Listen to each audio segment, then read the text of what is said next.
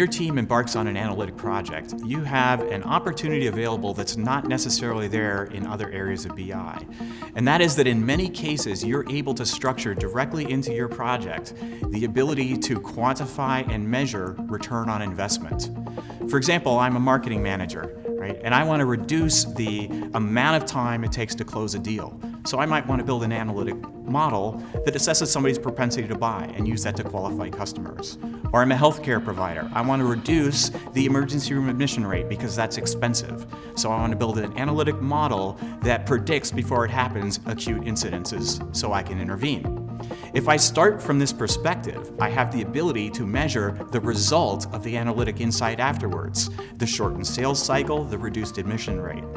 All you have to do to achieve these benefits is think about them up front when you're defining your business problem, and then measure the result after the project is over.